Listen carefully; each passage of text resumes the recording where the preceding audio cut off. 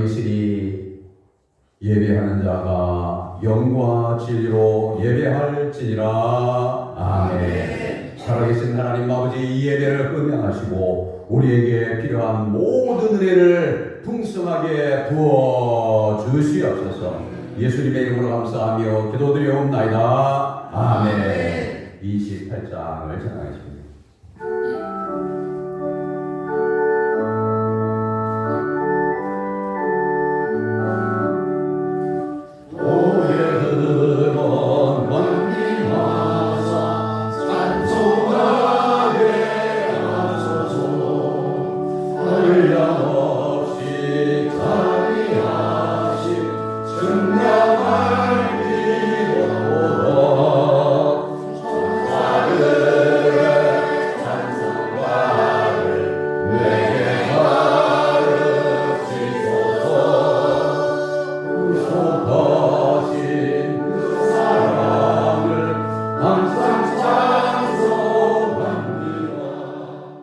신앙을 고백하였습니다. 전사사 전설을 만드신 하나님 아버지를 다 믿사오며 그 외아들 우리 주 예수 그리스도를 믿사오니 이런 성령으로 인하사 성령여 마리아에게 하시고 본디오 빌라 그에게 고난을 받으사 십자가 못 앞으로 주시고 장사한 지 사흘 만에 죽은 자 가운데서 다시 살아나시며 하늘에 오르사 전능하신 하나님 우편에 앉아 계시다가 저리로서 산자와 중자를 심판하여 오시시라.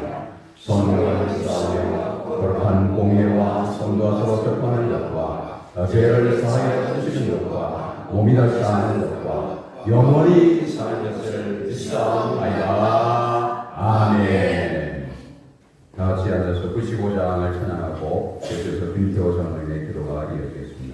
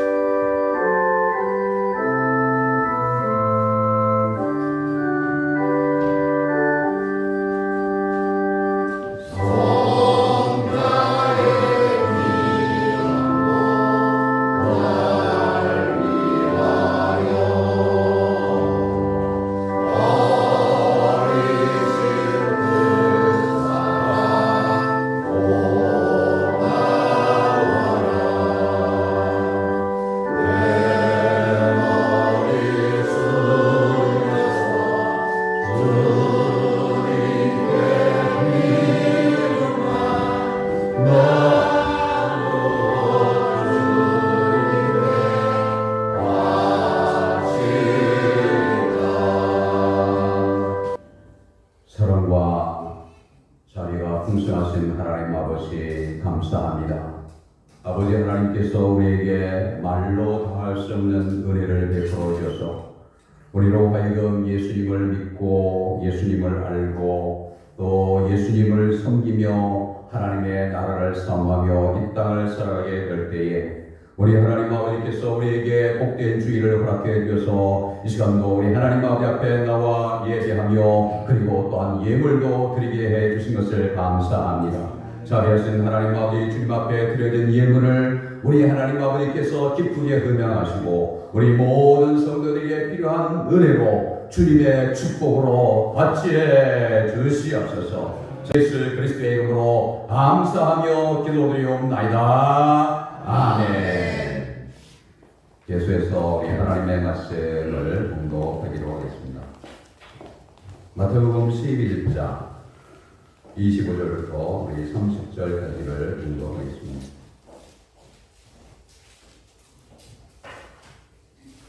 우리 다 같이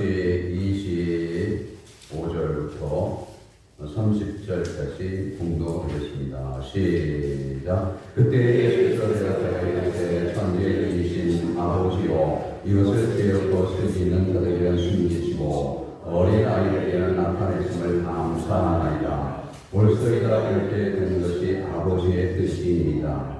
내 아버지께서 모든 것을 내게 주셨으니 아버지 외에는 아들을 아는 자가 없고 아들과 또 아들의 소원대로 계시를 받은 자 외에는 아버지를 아는 자가 없느니라. 수고하고 무거운 짐진 자들아 다 내게로 오라. 내가 너희를 쉬게 하리라. 나는 마음이 온유하고 겸손하니 나의 멍에를 메고 내게 배우라. 그리하면 너희 마음이 쉼을 얻으리니 이는 내 멍에는 쉽고 내 짐은 가벼우니라 하시니라. 아멘. 할렐루야. 우리 하나님께서 오늘도 우리에게 복된 주일을 허락해 주셨는데 이 복된 주일에, 아름다운 주일에 우리 하나님 아버지 앞에 나와 예배하는 우리 모든 성도님들에게 우리 하나님께서 주시는 은혜를 풍성하게 부어주시기를 주님의 이름으로 축원합니다. 특별히 오늘 5월의 이제 첫째 일인데 하나님께서 5월의 아름다운 꽃들처럼 우리의 심령의 믿음의 아름다운 꽃들이 피어나게 하시고 또 5월의 산들이 점점 푸르러져 가는 것처럼 우리의 믿음이 점점 짙어져 가는 그러한 복을 허락해 주시기를 주님의 이름으로 축원합니다. 오늘은 우리 교회가 지키는 어린이 주일입니다.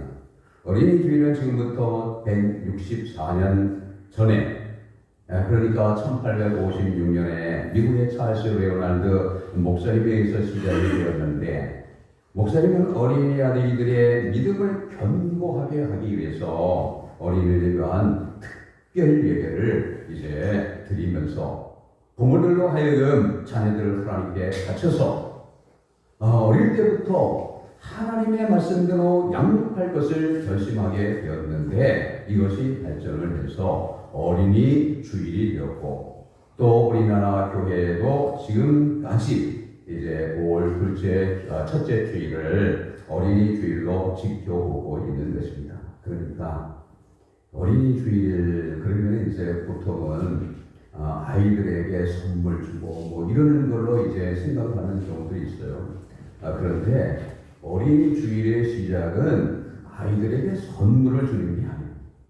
아이들을 하나님 앞에 바치는, 아이들이 믿음 안에서 잘 자라도록 그렇게 이제 교육을 이제 하게 되는 거죠. 어린이 주일을 맞이해서 우리 교회 유치부로부터 시작해서 유치동부 그리고 중고등부 주일학교의 어린이들과 학생들을 우리 주님께서 주님이 세상에 계셨을 때에 어린 아이를 축복해 주셨듯이 우리 어린이들, 학생들을 축복해 주시기를 주님의 이름으로 축원합니다. 아울러 하나님을 사랑하고 말씀을 사랑하며 하나님의 사랑 받는 그러한 믿음의 용장들로 성장해 갈 수 있도록 우리 하나님께서 크게 복을 주시기를 주님의 이름으로 축원합니다. 그리고 어린이들과 학생들의 신앙을 위해서 기도하고 그리고 애쓰고 힘쓰고 가르치는 우리 전도사님을 비롯해서 한나 선생님 그리고 또한 주일학교의 부장 장로님을 비롯해서 또 집사님 그리고 모든 선생님들을 우리 하나님께서 크게 복을 주시기를 주님의 이름으로 축원합니다. 주님은 우리 어린이들을 소중하게 생각을 하셨는데요. 그런데 예수님 당시에 유대 문화는 여자와 아이들을 무시하는 경향이 있었던 것을 성경은 우리에게 가르쳐주고 있습니다. 그래서 여자와 아이는 숫자를 셀 때에 넣지 않았다 하는 것을 이제 성경은 우리에게 가르쳐주고 있는데 우리가 이제 오병이어의 기적이라든지 또는 7명이어의 기적이라든지 이러한 기적들을 이제 보게 되면 이 배불리 먹고 난 사람들의 숫자를 계수하게 될 때에 여자와 어린이 외에 5,000명이 되었다. 또는 뭐 4,000명이었다. 이렇게 이제 말씀을 하고 있는 것입니다. 그래서 마태복음 14장 21절에 먹은 사람은 여자와 어린이 외에 5,000명이나 되었다. 그리고 또 마태복음 15장 38절에 먹은 자는 여자와 어린이 외에 4,000명이었더라. 이처럼 여자와 아이들은 당시의 숫자에 포함이 안 되어졌죠. 그래서 제자들도 예수님으로부터 책망을 받기 전에는 아이들을, 어린이들을 무시하는 경향이 있었던 것입니다. 마가복음 제10장 13절에서 보는 것처럼 어느 날 사람들이 예수님께 아이들을 이제 데리고 오게 된 것입니다. 왜 아이들을 데리고 왔냐? 부모들은 아이를 사랑하잖아요. 아이들이 잘 되기를 원하잖아요. 그래서 예수님 앞에 데리고 와서 예수님으로부터 안수를 받고 또 예수님께 그 축복 기도를 받게 하기 위해서 아이들을 데리고 왔거든요.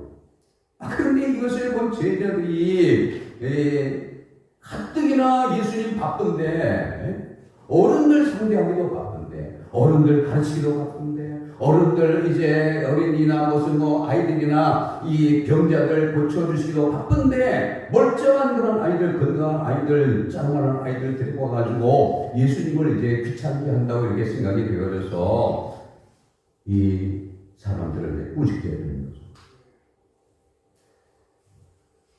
그런데 예수님은 이러한 제자들을 칭찬하시지 않고 책망하시면서 말씀을 하시는 것입니다.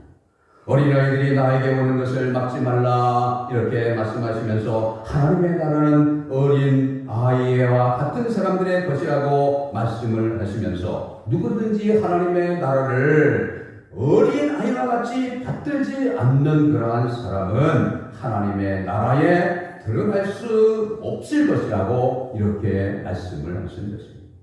그리고 예수님은 아이들을 안고 머리 위에 안수하시고 축복해 주셨습니다. 제자들은 아이들을 귀찮게 생각했지만 주님은 아이들을 귀히 여기셨습니다. 그리고 사랑하셨습니다. 이러한 예수님은 또한 어린이와 같은 성도들을 사랑하시고 축복하신다는 것입니다. 어린이와 같은 그러한 성도들을 사랑하시고 은혜 베푸시고 또 예수님 믿게 하시고 또 수고하고 무거운 짐진 자들, 이러한 자들에게 안식을 주신다는 것을 오늘 성경은 우리에게 가르쳐주고 있습니다. 그런데 주님은 언제나 우리 성도들이 모든 면에서 어린아이처럼 되기를 원하시는 것이 아닙니다. 성경에는 지혜 있는 아이가 되지 말고 장성한 사람이 되라 이렇게 말씀하셨습니다.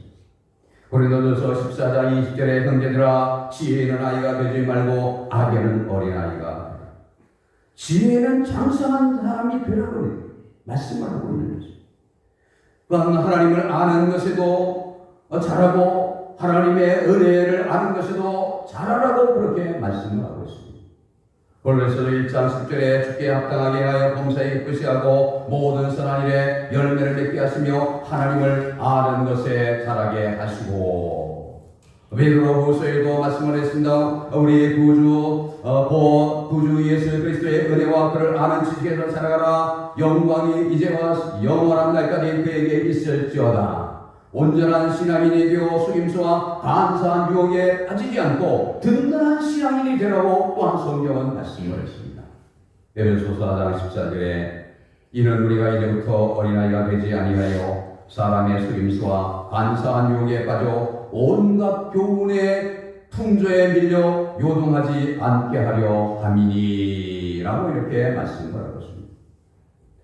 우리가 믿음이 자라지 않으면, 하나님을 아는 지식에 자라지 않으면, 그러면 간사한 그러한 사람들에게 속아 넘어간다는 것입니다. 이단들에게 속아 넘어가는 것입니다. 이단들에게 속아가는 사람들이 왜 속아나요? 아무것도 알지 못하니까 그렇죠. 어린이와 같으니까 속아놓는 것입니다. 장성한 사람은 속지 않는 것입니다. 뿐만 아니라 어린아이의 상태에서 벗어나 장성한 사람이 되어 완전한 데 나아가라. 히브리서 6장에 세례들과 안수와 죽은 자의 부활과 영원한 심판에 관한 교훈의 틀을 다시 잡지 말고 완전한 대로 나아갈지니라 말씀을 하고 있습니다. 이처럼 성경 우리 성도들이 신앙에 있어서 어린아이가 되지 말고 성장하라고 이렇게 말씀을 하고 있습니다. 어린아이가 되지 말고 장성한 사람이 되라는 것입니다. 그런가 하면 고린도전서 16장에 보면은 집사들의 깨어 믿음에 굳게 서서 남자답게 강건하라. 여자처럼 약하지 말고 어린아이처럼 약하지 말고 남자처럼 강건하라 라고 이렇게 말씀을 하고 있습니다. 그런데 말씀드린 것처럼 주님은 마가복음 10장에서 제자들에게 어린아이처럼 되어서 하나님을 섬기라, 하나님의 나라를 섬기라 이렇게 말씀을 하신 것입니다. 주님이 어린아이처럼 되어 하나님의 나라를 섬기라고 하신 것은 신앙의 어린이가 아니라 하나님을 섬기게 될 때에 어린아이의 긍정적인 특성, 하나님이 기뻐하시는 특성을 따라서 하나님을 섬기라고 그렇게 말씀을 하신 것입니다. 어린아이는 우리 인생에 하나님을 섬기게 될 때에 여러 긍정적인 특성, 하나님이 기뻐하시는 특성을 가지고 있는데 다른 것이 아니라 신뢰, 의존, 그리고 순진, 겸손 이런 것들이 어린이에게 있는 것입니다. 하나님은 우리 성도들이 전적으로 하나님을 신뢰하고 전적으로 하나님을 의존하기를 원하십니다. 의지하기를 원하십니다. 이사야 26장에 너희는 여호와를 영원히 신뢰하라. 잠언 16장에 여호와를 의지하는 자는 복이 있다. 그리고 에레미야 17장에는 그러나 그로 여호와를 의지하며 여호와를 의뢰하는 그 사람은 복을 받을 것이라. 복을 받는데 어떠한 복을 받느냐? 그런 물가에 심어진 나무가 그 뿌리를 방변에 뻗치고 더위가 올지라도 두려워하지 아니하며 그 잎이 청청하며 가물어에도 걱정이 없고 결실이 그치지 아니함 같으리라 말씀을 하시게 되는 것입니다. 그런데 어린이는 부모를 전적으로 의지. 그러니까 어린이가 부모를 의지하는 것이 덜하다. 그러면 이것은 이제 성경에서 말하는 어린이나 예수님이 말씀하시는 어린이나 예수님이 말씀하시는 어린이는 전적으로 부모를 의지하는 그리고 전적으로 부모를 신뢰하는 어린이. 이런 어린이처럼 하나님을 의지하라는 것입니다. 하나님을 신뢰하면서 살아가라는 것입니다. 믿음 생활을 해 나가라는 것입니다. 이러한 삶을 살아가는 우리 모두가 다 되기를 주님의 이름으로 축원합니다. 또한 하나님은 우리가 순진하게 하나님을 섬기기를 원하시는데 어린이의 특성 중에 하나는 어린이는 순진하다는 것입니다. 주님은 나다나엘을 보시고 칭찬을 하셨는데 나다나엘에게는 간사가 없다 이렇게 말씀하셨습니다. 그래서 요한복음 1장 47절에 예수께서 나다나엘이 자기에게 오는 것을 보시고 그를 가리켜 이르시되 보라 이런 참으로 이스라엘 사람이라 그 속에 간사한 것이 없도다 이렇게 말씀합니다. 나다나엘은 참 이스라엘 사람이라는 것입니다. 정말 하나님이 기뻐하시는 사람이라는 것입니다. 당시에 많은 사람들, 서기관과 바리새인들 순진하지 않습니다. 이 사람들은 다 계산을 가지고 모든 삶을 살았습니다. 그래서 주님으로부터 책망을 받게 됩니다. 배신하는 것입니다. 외식하는 자, 바리새인. 아이들은 외식을 꾸미는 것이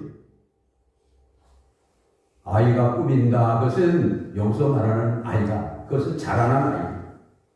주님이 말씀하신 아이는 꾸미지 않는 아이예요. 아무것도 모르는 아이, 철 모르는 아이, 순진한 아이. 우리 인생들은 세상을 살아가면서 얼마나 많이 꾸밉니까? 하나님이 다 보고 계시는데도 꾸미는 것입니다. 다 간사한 마음을 가지고 말을 할 때에도 진실을 말하지 않습니다. 꾸미고 말합니다. 꾸미는 것 중에 하나는 이제 이 방송입니다. 방송은 다 이제 연출합니다. 예? 그런데 그걸 보는 사람은 사실로 이렇게 생각해요. 예컨대 이제 이 시장에 이제 사람이 없다 하는 것을 이제 말하려면 어떻게 되죠? 그러면 사람이 없는 때 찍으면 되는 거예요. 그리고 사람이 없다. 또 사람이 많다. 그럼 사람이 많을 때 찍으면 돼요. 그리고 사람이 많다. 그러면 이제 보는 사람들이 사람이 정말 없네. 사람이 정말 많네. 이렇게 다 생각을 하는 거예요. 네. 근데 아이에게는 그런 게 아이에게는 순진. 마찬가지로 우리가 하나님을 섬길 때 꾸미지 말라는 거예요. 순진하게 하나님을 섬겨야 된다는 거죠. 잘못했으면 잘못한다고 하나님 앞에 회개를 해야 돼요. 이 핑계 저 핑계 되지만 하나님은 다 알고 계시는데 사람은 우리가 이게 꾸며서 말을 하게 되면 사람은 그대로 들어요. 그런데 하나님은 그렇죠. 하나님은 다 아시죠. 하나님을 섬길 때 어린아이처럼 순진한 마음, 하나님을 섬기는 것입니다. 그렇게 섬길 수 있기를 주님의 이름으로 축원합니다. 마지막으로 이제 어린이의 특성 중에 빼어날 수 없는 것은 겸손이잖아요. 어린이는 겸손합니다. 겸손하기 때문에 가르쳐주는 대로 다 배워요. 예? 아이, 말 못한 아이에게 말 가르쳐 주려면요, 계속 따라서. 예? 아이는 자기를 알아요. 자기가 모른다는 것을 알아요. 그래서 가르쳐 주는 대로 다 배우는 거죠. 끊임없이 배우는 거죠. 그러니까 아이가 이제 점점 자라가게 됩니다. 뿐만 아니라 아이는 순종을 잘합니다. 아이의 특징이 하나는 순종. 어떤 아이가 순종을 안 한다? 그러면 아이를 벗어났어요. 예?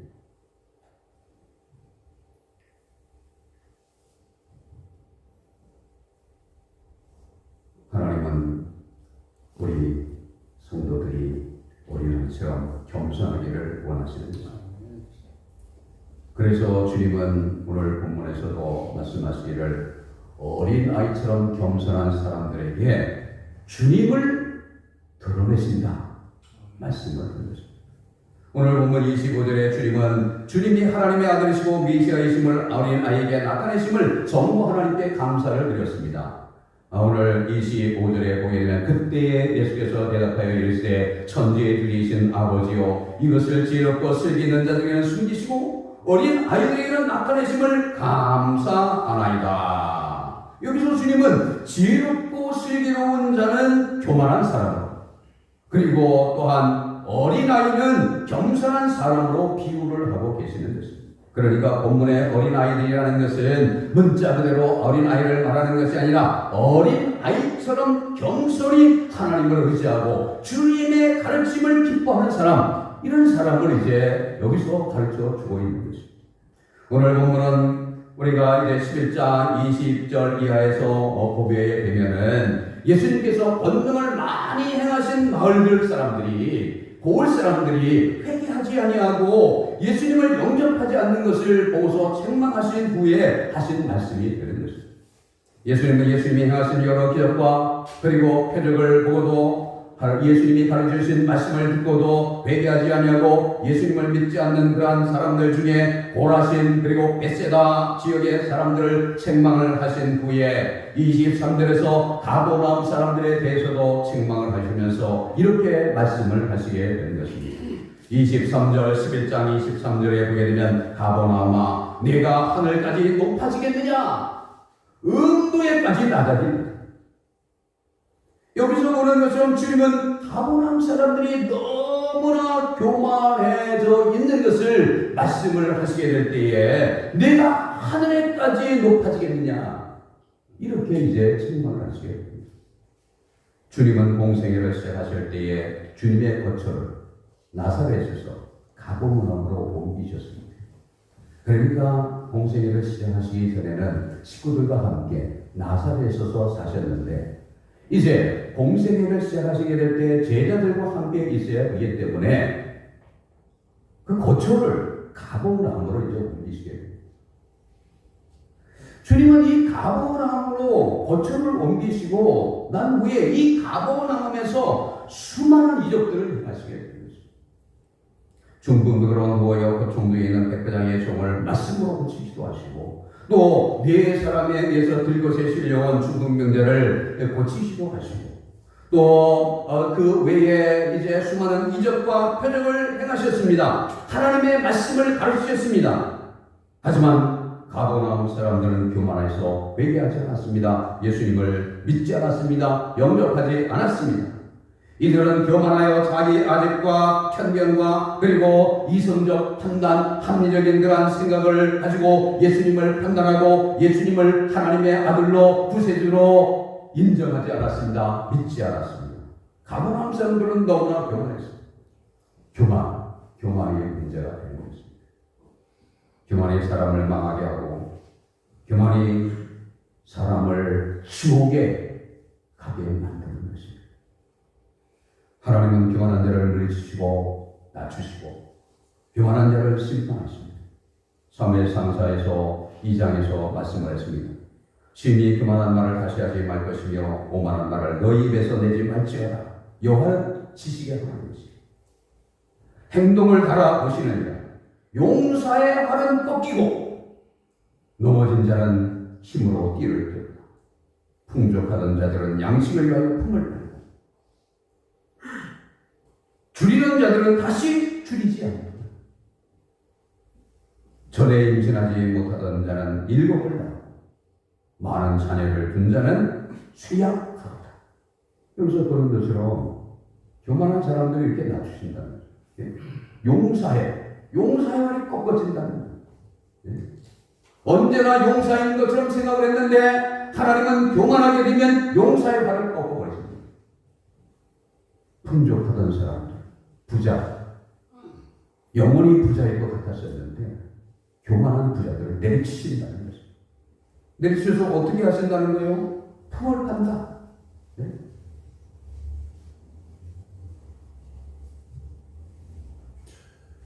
많은 자녀를 둔 사람들, 옛날에는 자녀 많은 게 큰 축복이잖아요.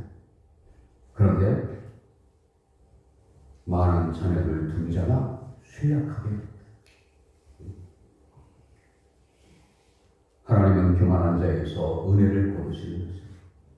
우리 인생이 이 세상을 살아가는 것은 하나님의 은혜로 삽니다. 그런데 교만한 자들에게서는 은혜를 거두신다. 그러니까 낮아지게 되고 멸망하게 됩니다.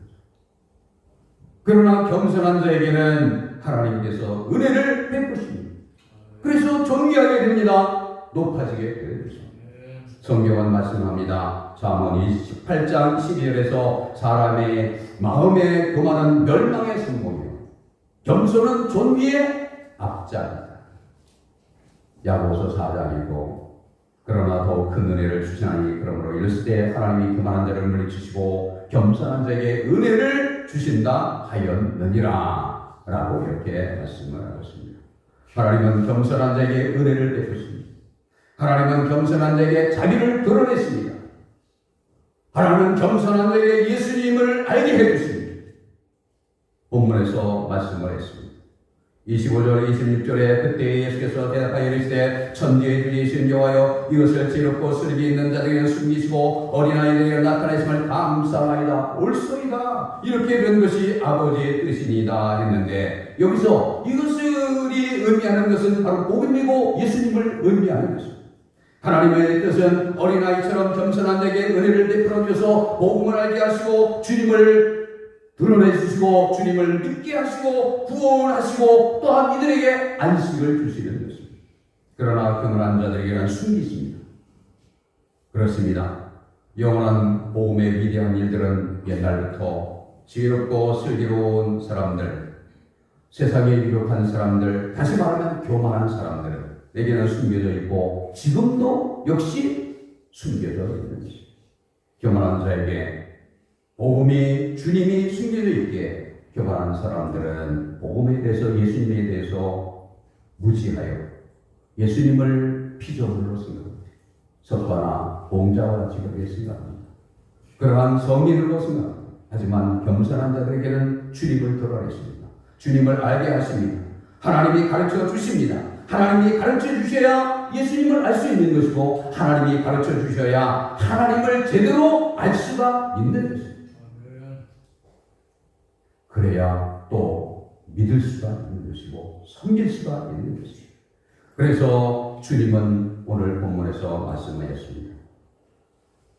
이 집 저들에 내 아버지께서 모든 것을 내게 주셨으니 아버지 외에는 아들을 아는 자가 없고 아들과 또 아들의 소원대로 계시를 받은 자 외에는 아버지를 아는 자가 없느니라. 하나님을 안다, 예수님을 안다, 자기의 지식으로 안 됩니다.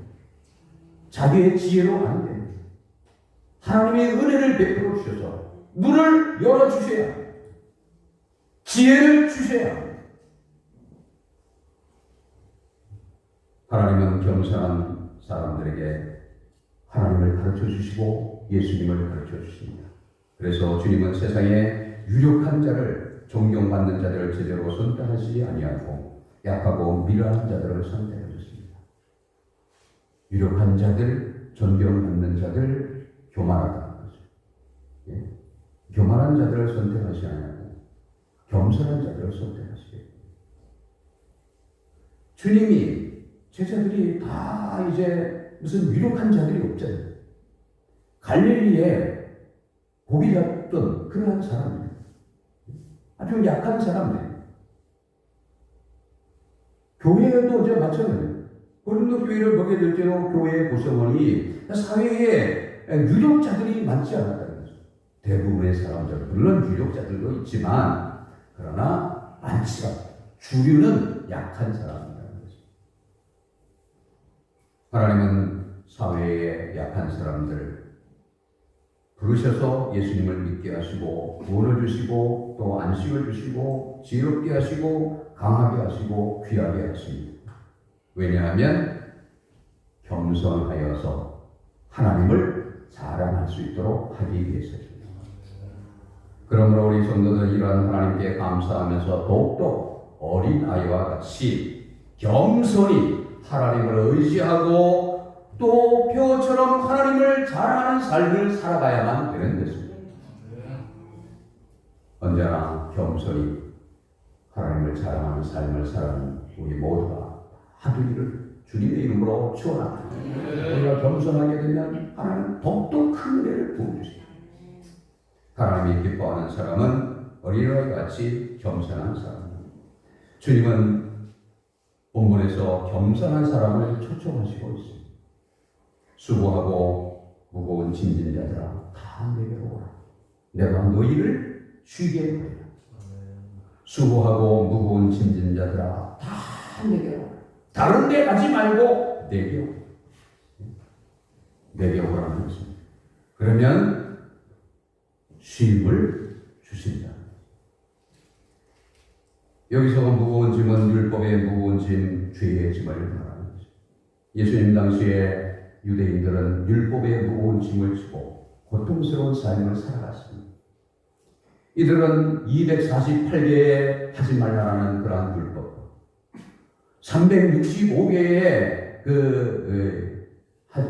하지 말라는 율법과 248개 하나는 율법과 365개의 하지 말라는 이 율법, 그래서 도합 613개의 이 율법 조항, 이 율법 조항에 얽매여서 이 무거운 짐을 지고 이들은 쉼이 없는 그러한 삶을 살아가게 되는 것입니다. 여기다가 장로의 유전이 또 있습니다. 그 수많은 그러한 법조문으로 인해서 이들의 영혼은 쉼을 누리지 못하게 됩니다. 이들은 언제나 어깨에 무거운 짐을 지고 세상을 살아가게 되었습니다. 그런데 이 유대인들 중에는 이렇게 무거운 짐을 지고도 마음이 교만해져서 스스로 의로워질 수 있다고 생각을 하고 그렇게 또 의로워지려는 그런 삶을 살았습니다. 하지만 겸손한 사람들은 자신의 능력을 한계를 인식하고 깨닫게 되죠. 하나님의 은혜를 사모하게 되는 것입니다. 나는 내 힘으로 의로워질 수 없다. 나는 내 힘으로 하나님을 제대로 섬길 수 없다.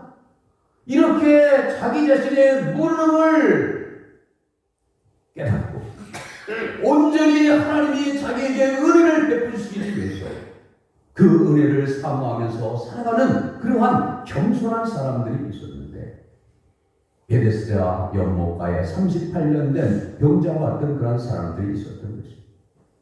우리가 요한복음 5장에서 보는 것처럼 베데스다 연못가에 38년 된 병자를 보세요. 이 사람은 낫기를 소망했습니다. 자기 힘으로 나으려고 애를 썼습니다. 온갖 힘을 다 빌렸습니다. 그런데 안 된다는 것을 깨닫겠습니다. 내 힘으로는 안 되는구나. 나는 할 수 없구나. 하나님의 은혜가 필요하고 나를 도와줄 사람이 필요하고 이것을 이제 깨닫게 되었어요. 그때 예수님께서 오셔서 이 사람의 질병을 고쳐주셨던 것을 성경은 말씀을 하고 있습니다. 마찬가지로 주님은 본문에서 이러한 겸손한 사람들을 초청하시는 것입니다. 주님은 겸손한 믿음을 가지고 주님에게 나오는 모든 지쳐있는 그러한 심령들에게 확실한 안식을 주시는 것입니다. 주 안에 참된 안식이 있습니다. 스스로 안식할 수 없습니다. 오직 주님만이 안식을 주실 수 있습니다. 그런데 이 안식을 얻기 위하여 우리 목에 주님의 멍에를 메어야 한다고 주님은 말씀하셨습니다. 주님은 29절에서 말씀을 하시겠습니다. 나는 마음이 온유하고 겸손하니 나의 멍에를 메고 내게 배우라. 그리하면 너희 마음이 쉼을 얻으리니 이는 내 멍에는 쉽고 내 짐은 가벼웁니다.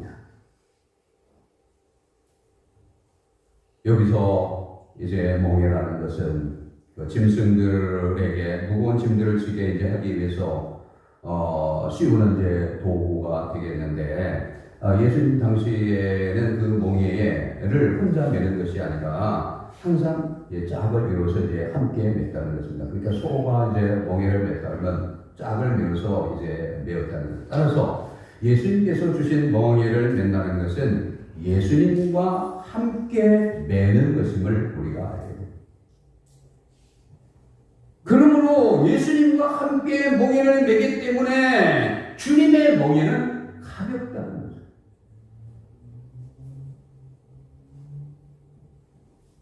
한 걸음 더 나가면 주님의 멍에는 사람의 멍에이기 때문에 가볍다는 것입니다.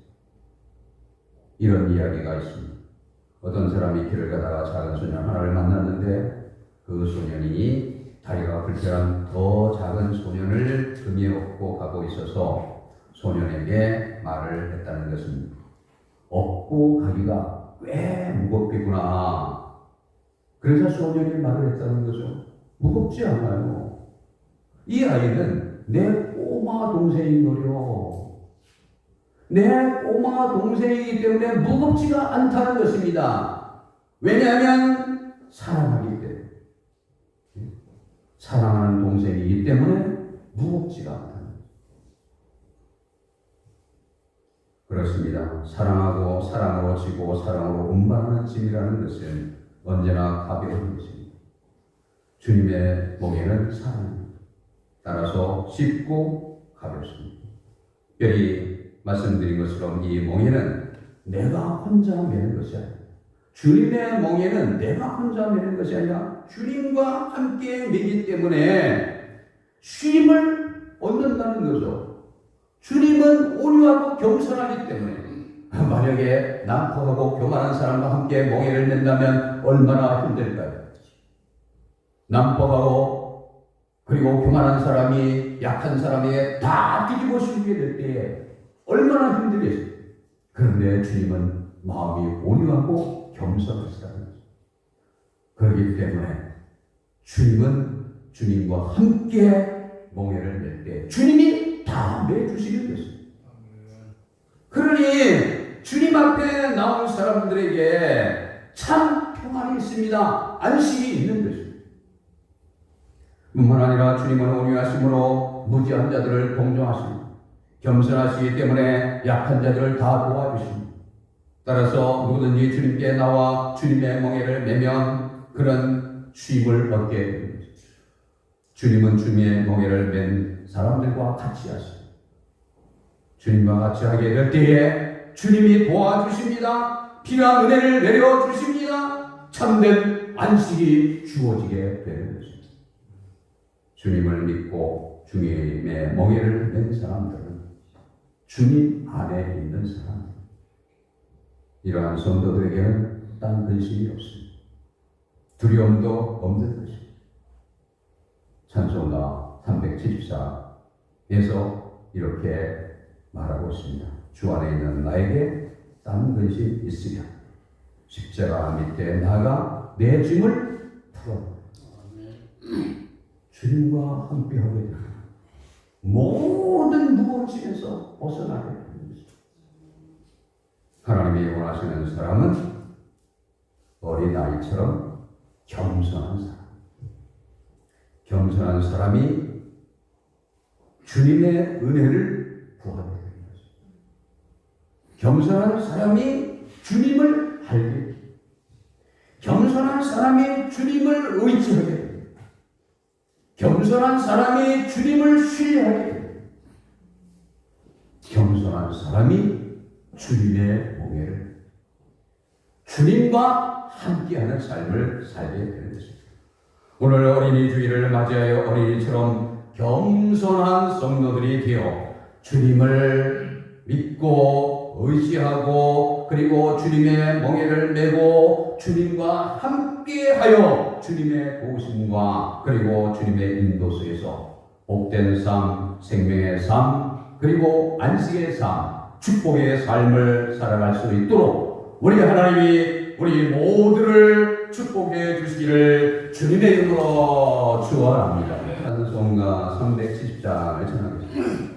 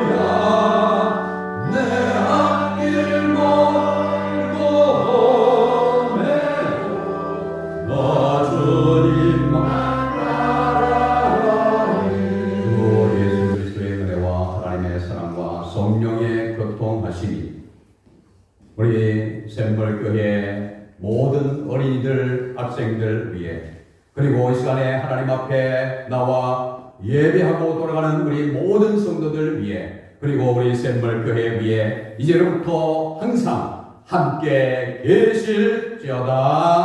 아멘.